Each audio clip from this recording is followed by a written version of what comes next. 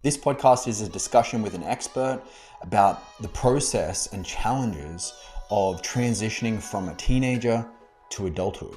My guest is Dr. Mark McConville. He is a clinical psychologist with 30 years of experience specializing in adult, adolescent, emerging adult, and family psychology. He's also a senior faculty at the Gestalt Institute of Cleveland, which is one of the world's leading institutes in experiential psychology. He's also the author of some fantastic books. One of them we discuss on today's call, which is called Failure to Launch. It's all about why young adults get stuck in the transition into adulthood. It discusses what parents unintentionally do to delay the growth of their teenagers and what actually helps in these situations. It's a very practical book and I highly recommend it. What I appreciate most about Mark is, as you'll see in the beginning of the conversation, is his humility and his humanness. He's genuinely such a good human being.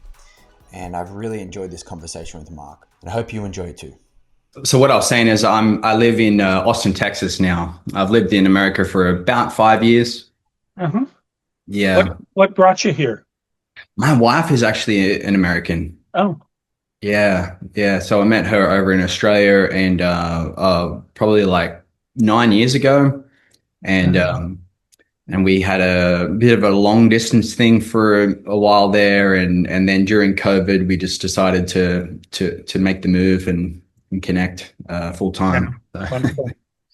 Yeah. I have one Australia experience, and that is some years ago, there's a Gestalt Therapy community in Australia, New Zealand.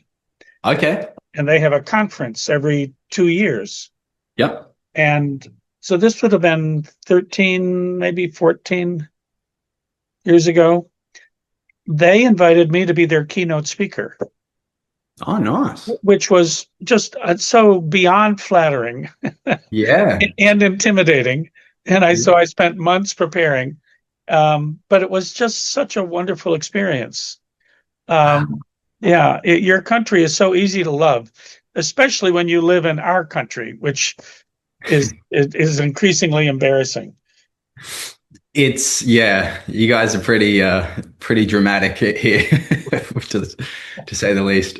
We're losing our minds. What did you like about Australia? The people were so warm, so welcoming. Now they did, in order to afford bringing me over and at least just paying me my sort of office income rate. Yep. They, before and after the conference, which was maybe 3 days, I did workshops that they sold to people, and so I worked my ass off. I saw a corner of Melbourne, and that's about it. That's all I saw. That was it. and the trip there and the trip back were each interrupted and took about 35 hours. Oh. So they invited me to come back on some ongoing basis, and I said I would love to, but I cannot tolerate the travel.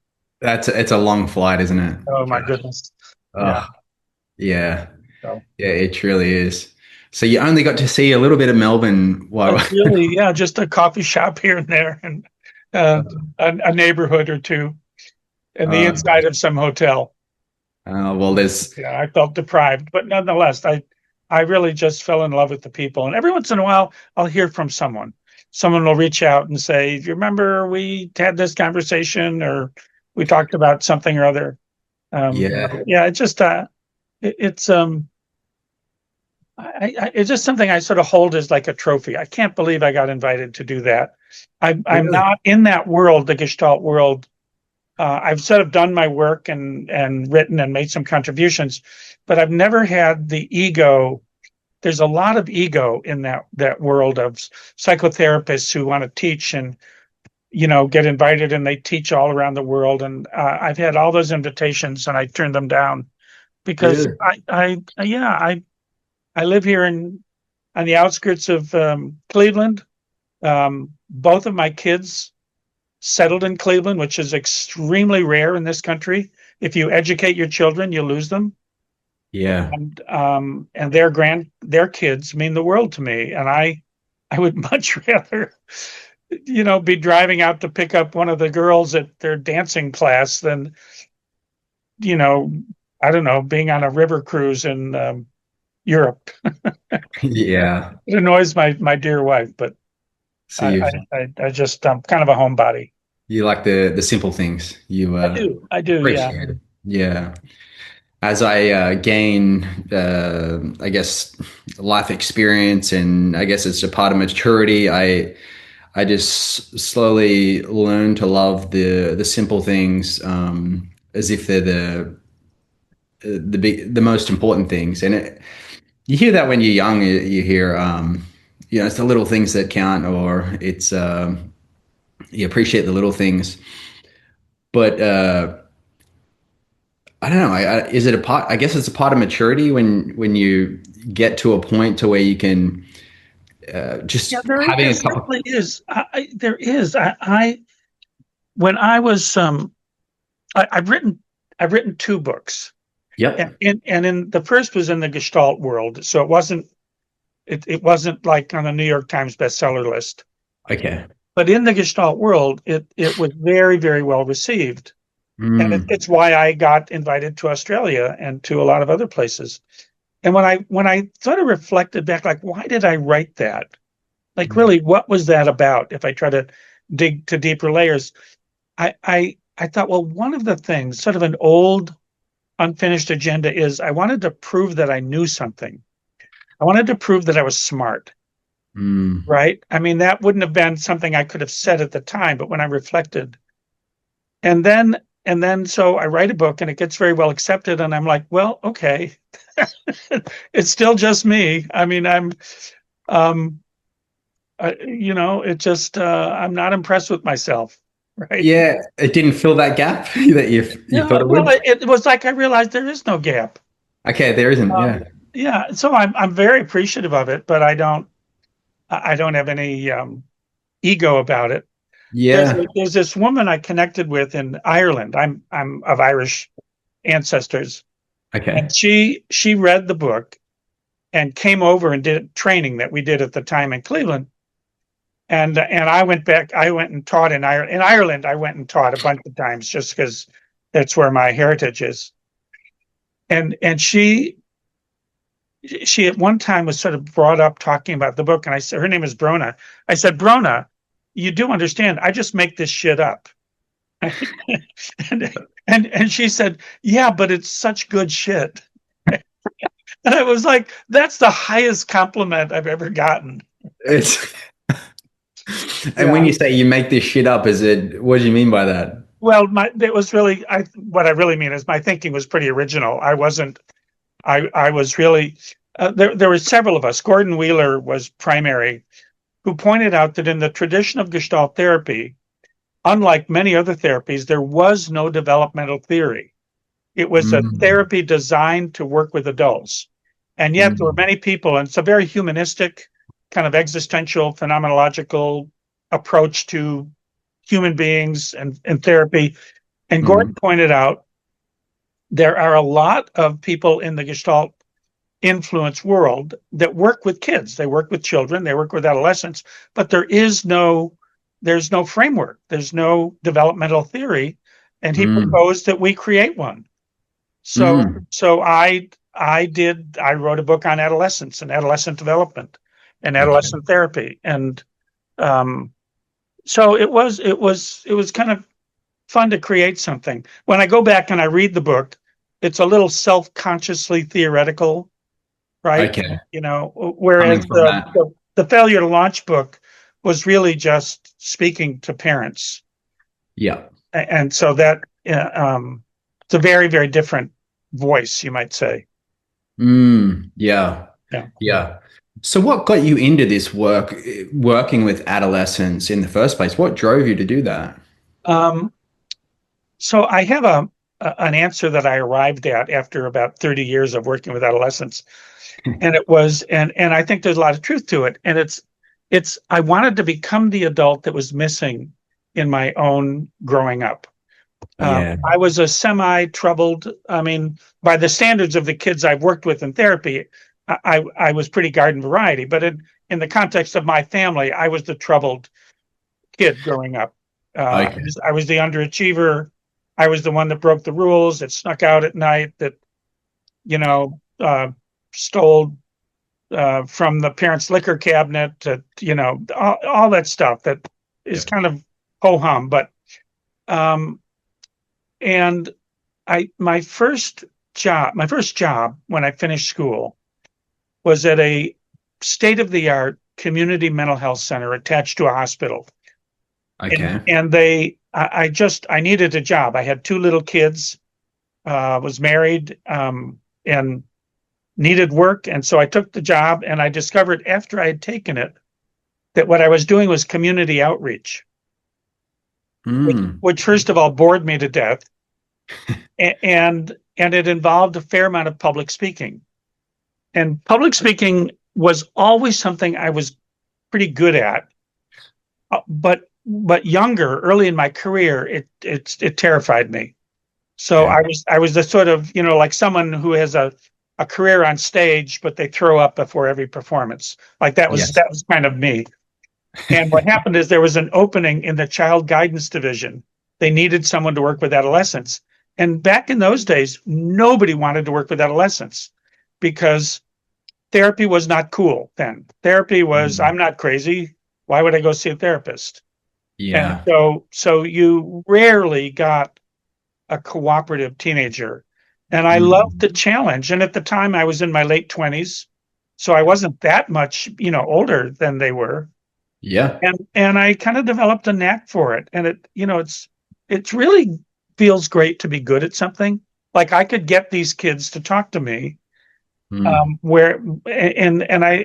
it seemed useful. The other thing is when you work with teenagers, when you work with adults, you work very hard to help them make a little bit of change. With teenagers, if you're effective, you often create a lot of change because they're in a change process, already. Yes. Right? And it's like you're trying to break up a log jam. And once you break it up, there's a lot of movement and a lot of energy. And Yeah. And would you say kids are much more malleable or neuroplastic than adults as well? Is that? Oh, sure. Absolutely. I mean, they're in you talk to a typical 14-year-old, and then you talk to a typical 16 or 17-year-old, and they're from different planets. Right? Yeah. And they're so different in the way in fact, to this day, I just kind of instinctively do what I call developmental diagnosis. I meet an adult and in therapy. I don't do this with, people I meet on the golf course. Okay. But it's like, oh my God, this person thinks so much like a 14-year-old, right? They're so trapped in concrete thinking or projecting everything as everyone else's fault or whatever. You can sort of say, at what age would this be, if not normative, at least not unexpected? Just from having spent so many decades with kids between the ages of 12 and, let's say, 18 or 19. Wow. Interesting. Yeah. And even in adults, well, for me, I'll just speak for myself, reading your book. So I got involved with a company that doesn't do therapy, but does like kind of life coaching, support for teenagers. And I also do some work with the parents. And I thought, I've got a lot of background in coaching, executive type coaching, and coaching with managers and things, and getting into the teenagers. I'd also done quite a bit of work with student athletes, helping them with performance anxiety, and because I used to be an athlete myself. Uh-huh. So anyways, I got involved with this company, and I'm doing some work for them. It's called Wide Awake. And I thought, well, I really need to learn some stuff here because I'm working with the parents, that there's a dynamic going on here and I'm not grasping what's going on. And I found your book and I read it, and not only did it help me so much with understanding the dynamic in families and understanding that transition from teenager to adulthood, it helped me finish my transition process as a 35-year-old or 34-year-old. I realized there was It did a few things. It helped me finish that transition into adulthood. There was still areas I'm like, oh my God, that's still me. But it also gave me some compassion for myself. Allowed me to give me some grace for some of the challenges I went through as a in that transition. Yeah. So it was really good for me on. It was so great for me on multiple levels. Yeah. Yeah. Well, I so appreciate hearing that. It's it's. I remember when the book was done, the publisher, the editor said, Mark, this book is going to help so many people. And I honestly, my thought was, I don't care about that. I'm just so glad it's done, right? That I can put it, I can cross it off my to-do list. Right. And so whenever I do hear from someone that says, this was actually helpful, there's still a little bit of me that's surprised, like, oh, really? Oh, wow. That is so cool to hear. Yeah. Yeah. It's such a practical book. It's just so practical. I think that's the word. I send it to every single one of the families I work with now. I ship it to them because I'm like, you got to read this. It just opens a whole new understanding up of something I never heard talked about really. That transition from I find it's more of a guide on how to transition from teen to adulthood more than, or just as much as it is how to help struggling transitioners. Yeah. Have you encountered Jeffrey Arnett's work? I haven't. So Jeffrey Arnett is actually the person that defined the stage of growth that we now call emerging adulthood. Okay. And he did it in a paper where he literally put forth an argument saying, right now we say adolescence ends around 18, adulthood begins somewhere between 18 and 21, and we sort of give a nod by referring to young adulthood, but he said really there is an intermediate stage that deserves its own recognition and its own articulation. And that is from ages 18 to 30. And Jeffrey Arnett he's built kind of a research empire. I think he's on the faculty at maybe Clark University. Yeah. He has trained many graduate students. So now there's a whole literature, research articles, any number of books on emerging adulthood. Now, the difference is he is researching what he would call normal. Well, like what are the normal processes and stages and substages? And so he's very worth acquainting yourself with. And what I did differently is said, well, how about let's look at when it doesn't work, when we have someone that's not really quite making that transition, or they're stalled out, and it's something I would say is becoming almost epidemic.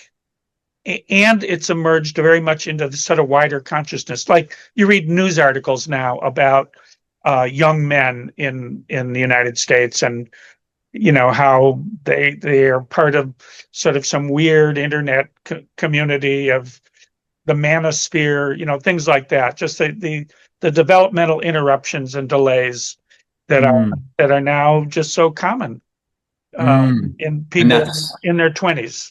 And that's failure to launch, right? Syndrome. That's what? Yes, that's that. Yeah. Well, I would say it's part of that. It's at least failure to launch. It's interesting. That is not the title that I wanted for this book. Okay. But the editor I was working with was from Putnam, which is a division of Macmillan. So it was like playing in the major leagues. When I'd done a fair amount of publishing in the sort of academic, a small corner of the academic world. Yeah. And she said to me, at the office, we're referring to this as failure to launch.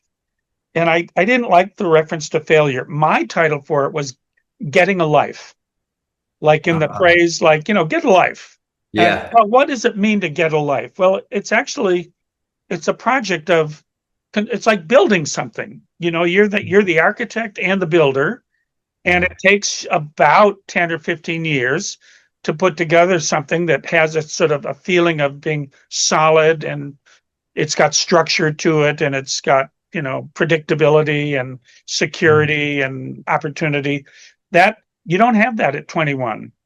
I mean, you may have it in the confines of, I'm a history major in a college, so that project of being a student kind of gives my life an orientation and structure. But when you're 23 or 4 or 5 or 6, it's kind of free range. Where are the rules? Where are the guidelines? Yeah. So, and you got to, so building that, so let's say there are parents at home and they've got their, teenagers, or sorry, not teenagers, young adults, 20 years old. Like we're talking about young adults in between 18 and 30, you said. That's how Arnett defines that period. Okay, that period. Yeah.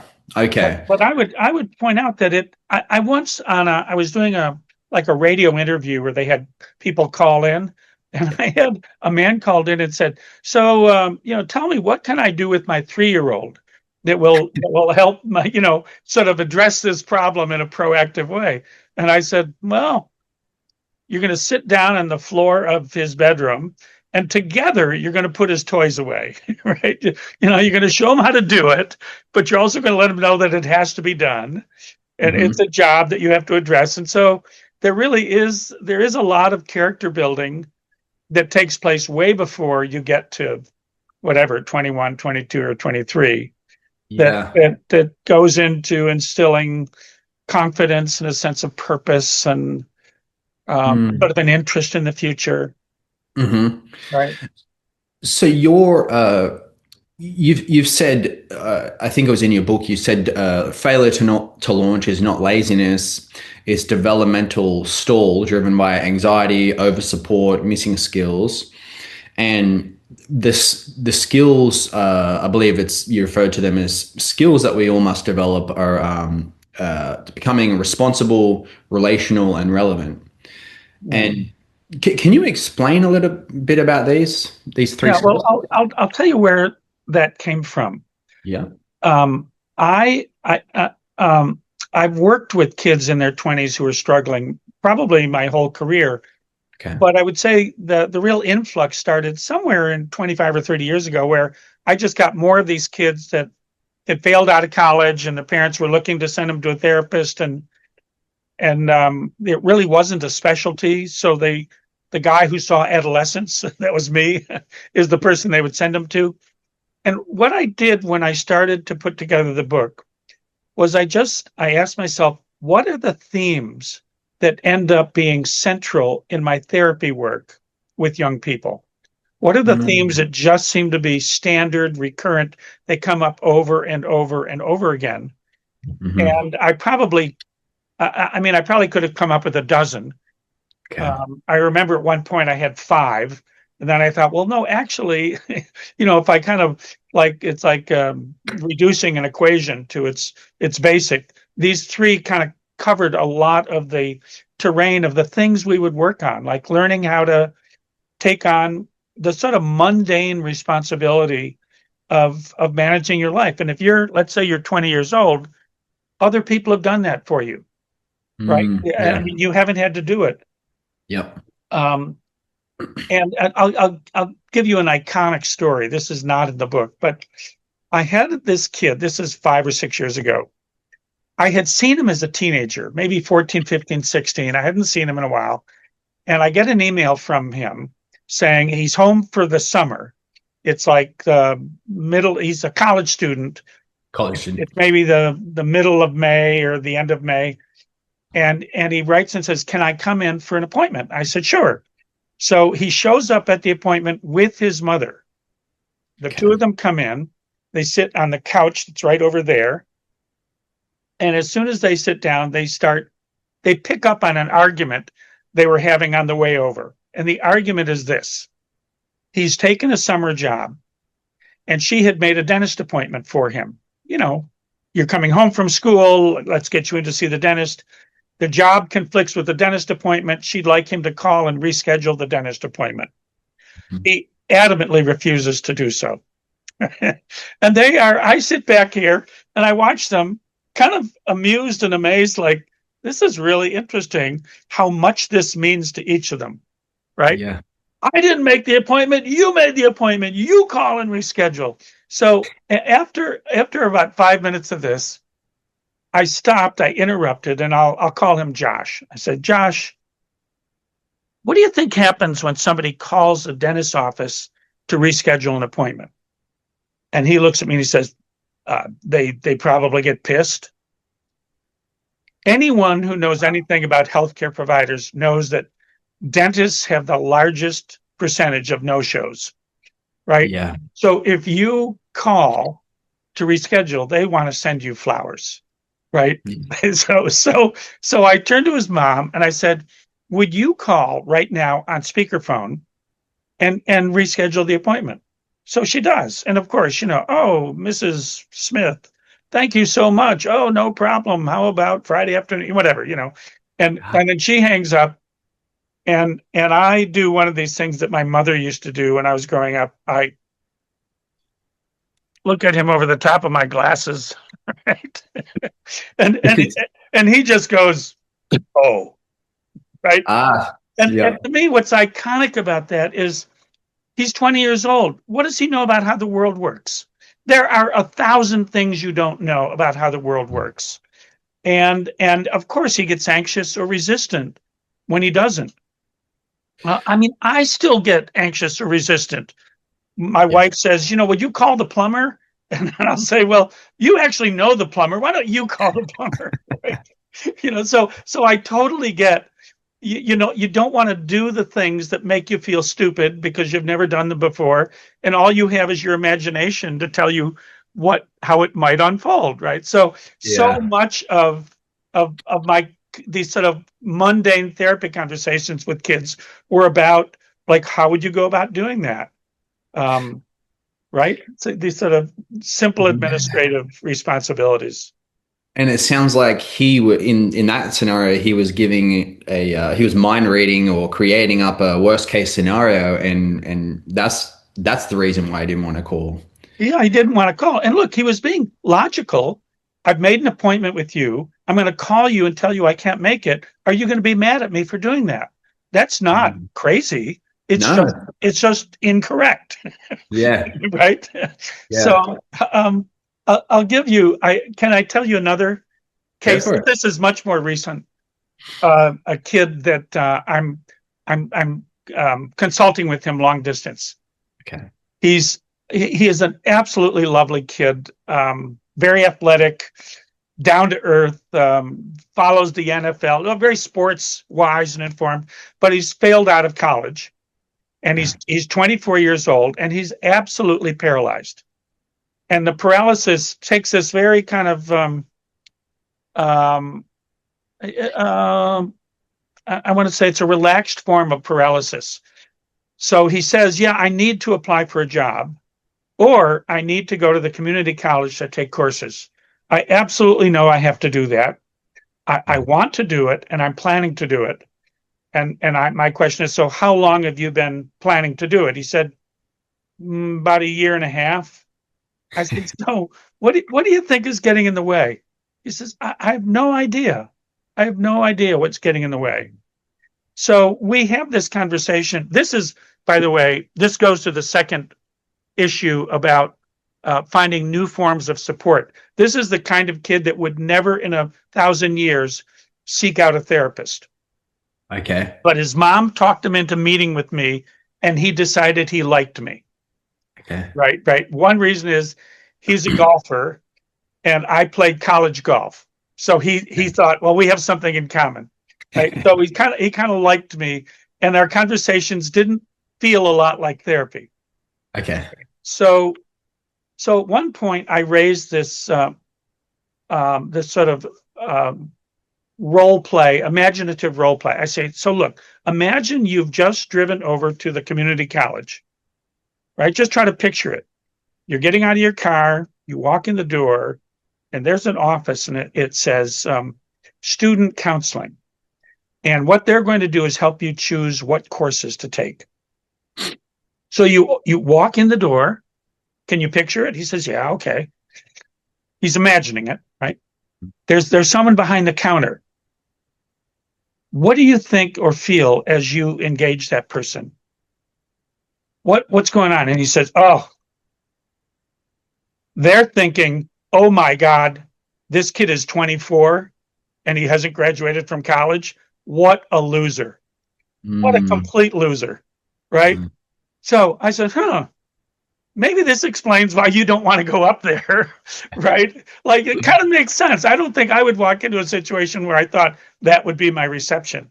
Yeah, me neither. So what I did, I said, thank God for ChatGPT. I said, do you mind if I open up Chat? So I open up ChatGPT and I say, what is the average age of a community college student in the United States? The average age is 28, right? Yeah. And he says, oh, really? Yeah. So it first of all illustrates that thing of he doesn't know how the world works. So he projects his own fantasy demons, his own worst case scenario, to use your words. And he's doing it in the context of leaning on an adult who knows a little bit more about the world than he does, which is not the kind of thing he's inclined to do, but it turns out is the kind of thing he needs to do. Right? I talked to him earlier this week, and he told me that earlier in the day, he had a job interview and was offered the job on the spot. No way. Which I loved. And my thought was, so we're done, right? Yeah. So, but I raised that gently because I don't want him to think I'm firing him. I just say something like, so, this has been really interesting getting to know you. How do you feel about, I know we have some appointments on the books going forward. Do you think you want to keep those? He says, oh yeah, I want to keep those. Right. Okay. So it's like, he's learned something about you need to sort of find people in the world that know a little bit more than you do, and that's an okay thing to do. It doesn't really compromise your masculinity. Yes. Right? Which is sort of what he learned as a boy growing up. Yeah. Anyhow, it's a story that's fresh in my mind, so I love telling it. Yeah, that's a fantastic story. Thanks for sharing that. And it really does portray much of what what holds back these young adults. Yeah. This might be a bit of a funny question, but I'm curious as to how, in like tribes and things, they have rites of passage. Yeah.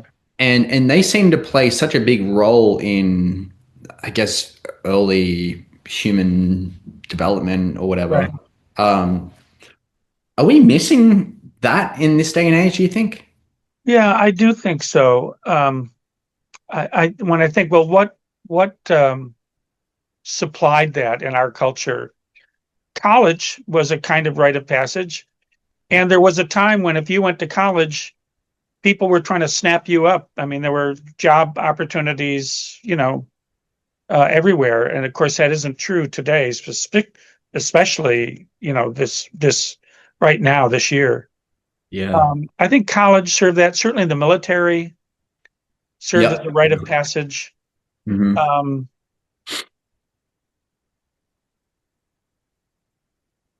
Yeah, it's something I haven't thought about that in quite a long time. When I was writing about adolescence, I thought more about what are those rites of passage, and they were often things like, beginning to break the rules a little bit.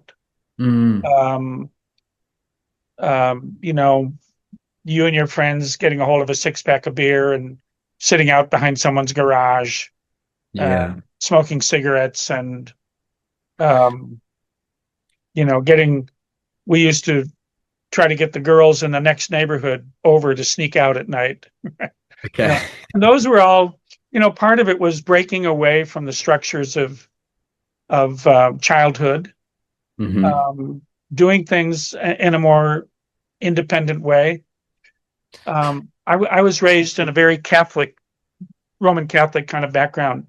And I remember when we're probably around 15, when we would say to our parents, well, I'm going to walk to mass.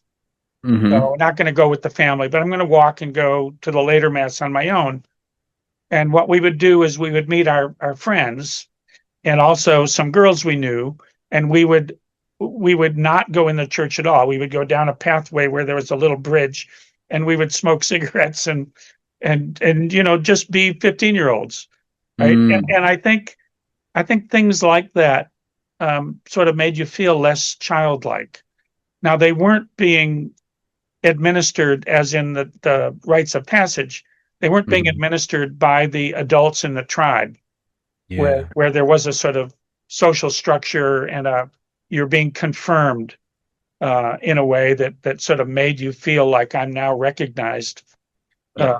So it's a great question. I wish I had a better answer.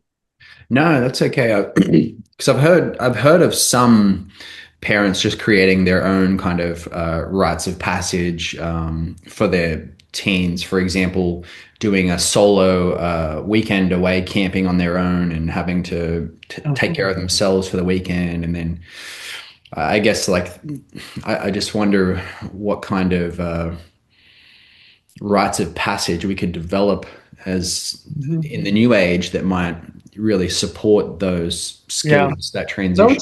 I know that's something that some therapeutic wilderness camp schools would do, is you had to do 24 hours on your own. Here's something that comes to mind when I think of my own two kids. The trip of college visits, heading off, 500 miles away to tour 5 or 6 different college campuses, which was it was sort of like a glimpse into their future. And it served a purpose, of course. Does this school feel right to you? Does it feel like I could see myself here? But it was also something that you had to be a certain age to do that kind of thing and to be taken seriously. So the whole college admission process now this would be kids who are more academically committed, or they go to schools that tend to send their students to college. It's interesting. I have a granddaughter that's 17 who has just begun that process. Went to see several college campuses, has met with the college counselors, and it's interesting. I can see it's getting her to begin thinking about herself, imagining herself in the future. What is it I want to do? How do I'm not going to be a high school student. She is a superb soccer player. And she's thinking about, do I want to play college soccer? Do I not? She's not sure. But that whole thing is part of a process of transformation. Right. Yeah. That's like it can be a new age. I guess it can be viewed as one of the new age rites of passage. Interesting. I'm curious what you have in mind. I mean, you mentioned the sort of solo camping, but what other ideas have you come up with? I haven't thought too much in depth about this, but I just thought there must be an opportunity. Later in my life, I haven't got kids yet, but eventually I want to have children, and it'll be. I'm just thinking like. If we think ahead and we begin to maybe have maybe as part of the culture of their household, we set up like a future vision for our kids. Like one day at this age, you're going to be doing your rite of passage, and maybe we have an idea of what that looks like. And after that, if you complete that successfully, then you will have these new freedoms and this new responsibility. And like build it up as I get to step into my manhood or womanhood. And then it may be whether they'd be interested in doing that or not, I guess is a different story. But I haven't really thought a whole lot into it. I was just curious about your point of view. Yeah, I consult at 2 private schools in the Cleveland area. Yeah. And there's no question that you see this transformation from the ninth grader is unsure of himself or herself. One's a boys' school, one's a girls' school. who are just trying to kind of get the lay of the land and figure out who are they academically, and what's my identity in this school? Am I one of the brainiacs, or am I one of the athletes, or one of the goof offs? So, they're sort of finding their way. By 12th grade, there's been and being private schools, they're very enriching environments. By 12th grade, you've done a lot of things where you've taken initiative, where you are expected to be driving, kids getting, honest to God, at the girls' school, there are kids that do research in tandem with faculty at the medical school at Case Western Reserve University. So we've had girls graduate with patents or with their name on published professional articles. Now that's a rather dramatic thing, but there's some smaller things like the 12th graders are allowed to drive and park on campus, right? So they have a status of that sort. And then there are rites of passage that the kids themselves impose, like, senior prank day or senior cut day, which is their announcement to the adults that we are not under your dominion anymore. We will choose a day when none of us will come to school. Yeah. And the adults go along with it. They get it. I don't know if all schools do that, but I think learning to drive is a big thing. That's a good one. Yeah. I had I don't know if the story fits the context of our conversation, but it's a driving story. Okay. The 17-year-old a year or so ago had just begun driving. Yeah. And so she texted me and asked if I would pick her up at a coffee shop where she and her friends like to hang out. So I went and picked her up, and she had just had her learner's permit, right? And she said to me, "Can I drive home?" Which, if you have an adult in the car with a learner's permit, you can drive. And what she saw is she saw me flinch. Right? And she recognized it as an anxiety flinch. Right? Like I'm a sort of I used to be an anxious person. I'm not particularly anxious now, but every once in a while something triggers it. And she immediately said, "Oh no, it's okay. I don't have to drive. It's all right. I understand." And I thought better of it. I said, "No, wait a minute. Her name is Mary." I said, "Mary, no, your parents have told me you're a good driver. Why don't let's switch seats? You drive home, and that's okay." So I get out of the car. She gets out of the car.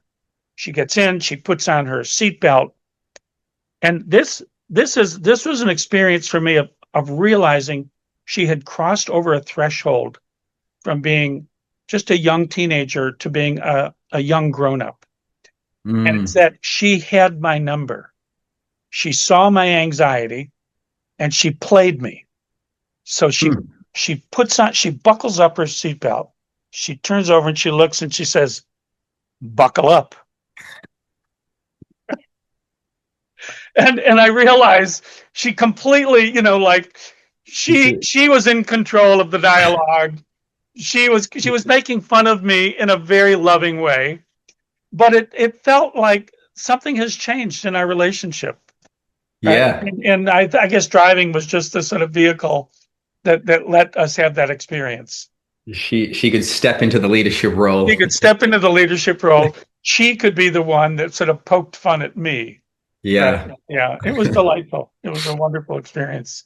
Oh gosh, that's fun. Apropos of I'm not sure what, but it's a memorable moment. Yeah. No, it's that makes sense. How it connects with the rite of passage.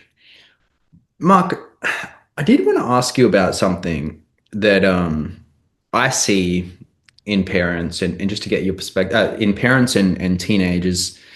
I see that there are some parents and teenagers that they manage to stay in connection with each other throughout their teenage years, and although they have into adulthood, and although they have challenges, there's always I don't even know how to tangibly explain it, but there's a sense of connection between them. They come to them, they can talk to them, they're somewhat open to them, maybe not about everything, versus some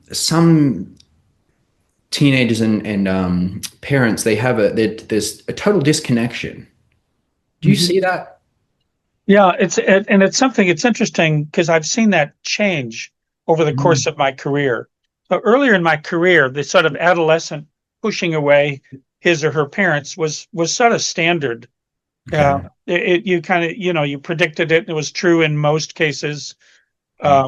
Boys pushing away their mothers, especially, as if to say, I'm cutting the emotional umbilical cord. I don't need you to be my mom anymore. Yep.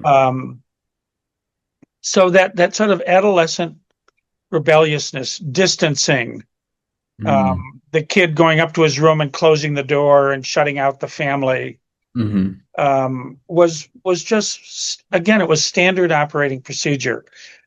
Versus, to give a contrasting image, Jean Twenge, who's a psychologist at one of the California universities, and she does the kind of social psychology. It's like the science of demographics of generations. So there's actually criteria they use to determine when did generation X turn into the next generation. What are the measurable behavioral changes? And so she wrote a book a couple of years ago called iGen, and she cited a number of measurable differences that correlate in time with when the iPhone came out, when phones and social media became just part and parcel of adolescents growing up. And she made the most interesting observation, one of which was what you alluded to: kids more connected to their families, less sort of compelled to distance, more relational, spending, not minding spending time with their parents. And she said the initial interpretation that she and her colleagues made was kids today are growing up faster. She said once the data came in and they began to sort of see it in play out over time, is they reversed that to the opposite. Said, no, actually, kids today are growing up more slowly, remaining closer to their parents and more dependent. So, for example, the story of my daughter is a freshman in college. Here it is. It's the end of January. She's starting her second semester. And oh, by the way, we talk on the phone just about every day. That's not an unusual story. I'm not saying it's the norm, but it's by no means is it an odd story. Whereas, when I was in school, you went to the payphone on your dorm floor and you did it once a month, right? And they called to say, I'm still alive, that sort of thing. So kids do remain more connected. One of the things is the change in the philosophy of parenting, again, over the course of my career. So when I was a young psychologist, a book came out by a guy named Thomas Gordon called Parent Effectiveness Training. And there was then a book that came out 5 or 10 years later that was sort of the same theme, called How to Talk to Your Kids So That They Will Talk to You. So this new theme was that as a parent, you really want to cultivate a relationship with your kid that involves communication. So you learn to do things like active listening, like, oh, that's interesting. That must have felt very frustrating to you. Tell me more about that. So sort of teaching parents in some of the skills that came out of Rogerian psychotherapy, that sort of listening in a way that makes me more approachable. So parents today are much more invested in having active relationships with their children, right? Yeah. Years ago, I and several of my brothers, I have 3 brothers, we were sitting around a kitchen table with a gentleman who had been the, quote, young friend of our parents. adult friends. It was a couple that were part of my parents' social circle, but when my parents were 50, they were 30, so they were much younger. Okay. But now here we're sitting around, and he's about 70, this gentleman, and I just had this opportunity. Tell me what my dad was like. My dad died when I was 21, so I really, and he said, your father was very proud of his 4 boys. Very proud, but he was not about to let them know that. And he said he wasn't particularly interested in having a kind of friendship type relationship with any of you, but trust me, he was proud of you. He would talk to his friends about you. Well, that was not unusual for my generation. I grew up a long time ago, but today, I think parents are very interested in their being with their kids, and kids are much more welcoming and appreciative of their parents' involvement. So it's mostly a good thing. A question I get often is, what do I think about today's helicopter and snowplow parents that do too much for their kids? And my answer to that is always, look, that's part of a larger phenomenon. And the larger phenomenon is that kids today are more supported, not only by their parents, but by adults in general, than any previous generation. And there's a lot more good to that than bad. So for example, if you were a 14-year-old boy with what today we call attention deficit hyperactivity disorder, 30 or 40 years ago, your chances of getting a college degree were pretty close to zero. Yeah, you were going to hate school, and your teachers were going to be very annoyed with you, and you would have been diagnosed as being delinquent and a pain in the ass. That would have been your diagnosis. Today you have a fighting chance of adults saying, you know what, there's something more that's going. This is not poor moral character development. This kid needs support. Yeah. And so you've got a fighting chance of getting through school as a competent student, getting a college degree, having a different life. So that's just an example. Or sports. Yeah. If you're a committed athlete, you are likely to be part of club teams, and if you want coaching that extends year round, if you're a baseball player, your parents may arrange for you to have a batting coach through the winter, right? I'm just saying there's a lot of support available.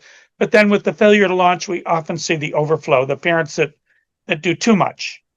Right? Well, where is that distinction between support and enabling and, damaging their skills or their... Well, that's the great mystery, because nobody sets out to enable their kid. No. Right? Nobody sets out to enable their kid. I have a sort of a pithy, invented example that I use when I'm talking to parents. I say, look, I live in a suburb of Cleveland, Shaker Heights, that borders on the city of Cleveland. And the grocery store I go to is right on the border. So, and Shaker Heights is lawyers and doctors and so on. And the city of Cleveland is it's more disadvantaged people. So this is a made up story. I'm walking into the grocery store, and there's a woman outside, and she's got 2 or 3 little kids, and she's going through her purse to see if she's got enough money to go in and shop. And so I, in my generosity, I go up and I give her 2 $20 bills. Yeah. Not something I've done, but it's the kind of thing I could do. Yep. And then I go in and I go about my shopping. And 10 minutes later, I see her over at the aisle where she's buying cereal and baby formula. And I'm patting myself on the back. I'm the good Samaritan, right? But what if I look over and I see her in the wine section, right?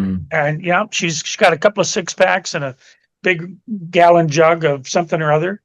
And then I'm like, was I thinking? But the point is, my behavior is invariant. It's what does she do with what I offered? Right? So when you offer to help your son or daughter tidy up their essay for English class, Mm-hmm. do they take that as a learning experience and appreciate your whatever, or do they try to manipulate you into writing the essay for them? Right? Right. And It's really, I mean, all you're trying to do is be helpful. yeah. So I'm just saying, it's parents don't set out. They will find themselves in the book. I call it the enabling trap. It's like, oh my God, the stuff I'm doing is not helpful. You know, you're my son at college, and I gave you a credit card to use in emergencies, Mm-hmm. in case you end up in an emergency room and you've got to do a co-payment or something. But I look on my credit card statement and I see that you're ordering out food to be delivered to your dormitory room and putting it on my credit card, and you're doing that 2 or 3 times a week. And I realize at that point I'm part of the problem. Right. Yeah. Right. So Yeah. it's tricky. It's hard. I mean, it's very confusing for parents because, you know, they want to be supportive, Mm-hmm. and they I have heard this hundreds of times from parents. We're not going to kick him out. No. Right? We're not going to kick him out. And I said, of course you're not. I would never. That's the old philosophy of tough love. Yeah. And all tough love produced in the long run was resentment and broken relationships.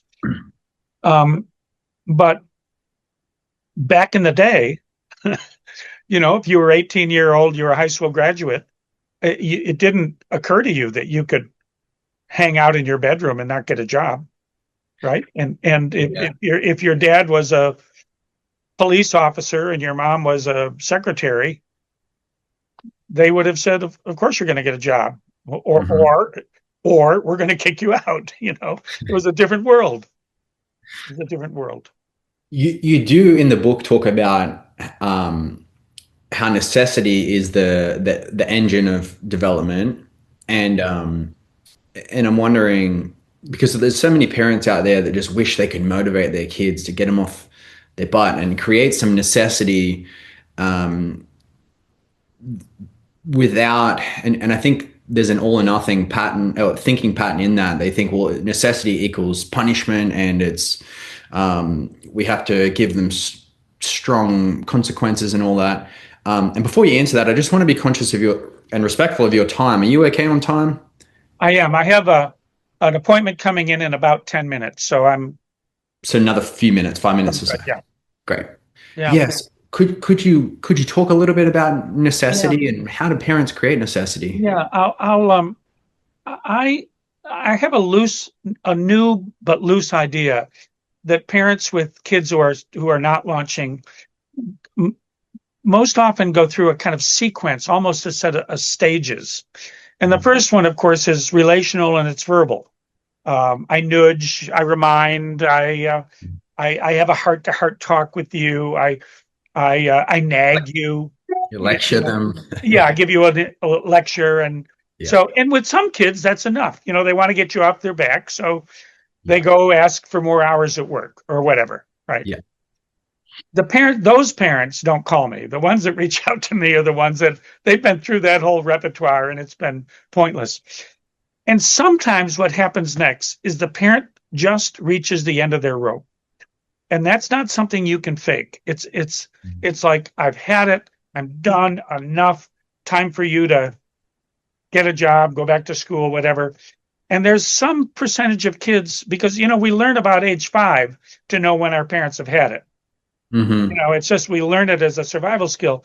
And there are some kids that when parents hit that exasperation point, they in fact click into gear and they go back to school or look for a job or whatever it is. Mm-hmm. But not all kids do that. Right. And so the third stage is when parents, and this is the creating necessity stage, where what I'll say to parents is you stop trying to change the child's behavior and you decide to change your behavior. What am I going to do differently? And so this is a very simple textbookish example, but it could be that, you know, your 23rd birthday is coming up next month. And you know, at 23, it's time for you to have your own phone plan. So we're going to take you off the family phone plan. Oh, why are you going to do that? Because you're going to be 23. That's what people do at age 23, right? Interestingly, if parents tie it to the calendar, like this is a birthday or even a half birthday or the beginning of a new calendar year, kids take it less personally. Like you're trying to discipline me. They take it more like, well, it's time. Time is passing, and so I'll be happy to go up to the AT&T store with you and help you walk through the process of getting your own phone plan. But that's creating necessity. There's I have a story. This is a trivial example compared to what parents put up with, but it's this is where I learned about necessity. When my daughter was she was in college, and it was after her second year. She's home for the summer. It's early May, and our family rule is in the summer you're spending money for the upcoming school year. Okay, that's what you do. And so she's not looking for a job, and we had a wonderfully smooth and warm relationship with her. But we start to kind of, hey, are you going to get it? We start to nag a little bit. She's getting annoyed with the nagging.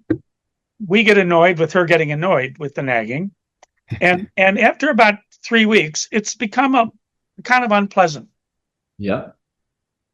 And I had a brainstorm, and probably a little bit I was being a little impulsive, but I consulted with my wife. And then I went to my daughter, who was just a straight arrow kid, a very committed college student. So there wasn't a lot of downside. Yeah. But I said to her, the first thing I did is I apologized. I said, look, your mom and I want to apologize for nagging. It's made things unpleasant. And what we've decided is whether you get a job or not is completely up to you this summer. We love having you around. You're good company. You can work or not work. And we're just not going to make an issue of it. However, when August comes around, if you do have whatever the number was, $3,000 in your savings account, I will happily write the check, the tuition check to your college. If you don't, no worries. You can work through the fall, save money, and go back to school in January. And it's completely up to you. 2 days later, she came home and said, I'm waitressing at a restaurant out in Chagrin Falls, right? Now these were low stakes because this was a very committed college student. I wasn't worried about disrupting her education. Yeah. But what I meant afterwards, I'm scratching my head and said, what did I just do that was so effective? And what I did is I removed the dilemma from our lap and I put the dilemma into her lap. Yeah. Right. So if you have your own phone plan, whether you pay the bill or not is between you and AT&T. Right. Yeah. I don't need to get involved. Doesn't affect me. Doesn't affect you. Yeah. Yeah. I had one parent told me this story, which I just thought is, I want to carve it in silver. It's such a beautiful, their kid comes to them and says, my phone doesn't work. He's somewhere in his early 20s. My phone doesn't work. And the parents know exactly what's happened, but they wonderfully play dumb. Did you drop it in the toilet? I did that once. Did you? No, I didn't drop it in the toilet. Well, I don't know. Let's go up to the Verizon store and they can fix it. So the dad drives up with his son to the Verizon store. And of course, the guy behind the counter gets, he's on, and he says, well, your bill hasn't been paid in 90 days. The father says nothing, not a word. They go out quietly. They get back in the car. They're both silent. They're driving home. The dad says, I got halfway home. I'm at a stoplight. And I just say, without looking at him, I say, yeah, I've done that too. That's all he says. I just thought that was the most artful piece of parenting I could imagine. Right? Yeah. Like, I'm not going to make this my problem. I'm going to if I can be helpful, let me know. But it's not. And that's the real challenge in real life is, well, the phone example is quite simple, but how do I transfer obligation from my bank account to yours, and do it in a way that's not overwhelming? You know, you don't throw a new swimmer in the deep end of the pool. No. But also, I don't want it to be trivial. You know, No. I want it to be something that gets you concerned about how you're going to cover certain financial obligations or responsibilities. Right. So And give sometimes them. it's simple. I have parents that say, well, you know, he just doesn't like what I cook, so we pay, you know, he orders in, and DoorDash delivers food, and we do that 4 or 5 days a week. And I say, who pays for that? Well, we do. I say, Yeah. yeah, you know, I'd like, will you adopt me? I'd like Yeah. to come and live in your house. Yeah. Yeah. It's some kids have it so well that it's I think you mentioned it in your book that it's like if they have a nanny, a chef, Right. rent paid for, why would they try to do anything? Yeah, right. I call it living at mom and dad's country club. Yeah. Right. Yeah. So it's easier said than done, because as parents, we're not going to kick him or her out. And so we will look, usually my consults with people are about, well, how do we craft necessity in a way that is not punishment? It doesn't come across as a consequence or a penalty. It comes across more as, well, now that you're this stage of life or this age of life, this is something you have to take on. Yeah. So it's done with respect and an invitation to grow up. Exactly. Probably the simplest examples, and this works in some scenarios and not in others, are when parents help their son or daughter get an apartment, to get under some other living arrangement, maybe with roommates. You know, it depends on where you live, how expensive is it. But there are times when first of all, the kid loves the idea, and the parents sell it as, we would love to help you with this. We're going to help you find a place. We're going to outfit the place. You know, let's take a field trip to IKEA, get you some cool furniture. We're going to buy you a TV, for heaven's sakes, you know. So it has the whole celebratory, supportive kind of feel to the whole transaction. But what it does is it increases parents' leverage for deciding how much financial obligation do we leave in our son or daughter's lap. Because now questions like, who pays for the Wi-Fi in the apartment? Right? Who fills the refrigerator with groceries? Right? Questions, and parents can decide, we're going to subsidize you to a certain extent. You know, they can really be very precise about, to what extent are we going to help out, and to what extent do you need to step up and begin to support yourself? Yeah. Now, there are situations where that works like a charm, and there are others where it's either too expensive, or it may be a kid who doesn't have sufficient living skills, or a kid who feels like you're throwing me out, where he doesn't construe it as a positive thing. So. Yeah. And then mental health challenges come into play there too, don't they? Exactly. Huge. That's a big part of what confronts parents when they have a kid with significant mental health issues or drug dependency issues, where you're really saying, you know, they are functionally, at least for the time being, disabled. Yeah. And so that's much trickier. Yeah. That's a whole other conversation of what parents have to do. For sure. Yeah. So I need to sign off. Yeah, it was great talking to you, Mark. I really appreciate it. I feel like I could talk to you all day about this stuff. So I'm so glad to know you're interested in the same thing. Meeting someone from the same tribe. Yeah. It's been a pleasure. And look, under this video, I'll put your website and some links to your books, in case anyone's interested in connecting with you. And is that the best way for them to connect with you? Yeah. Okay. The website is the best way. Great. Okay. Yeah. Right. Thank you so much. Great to meet you. You too, sir. You take care.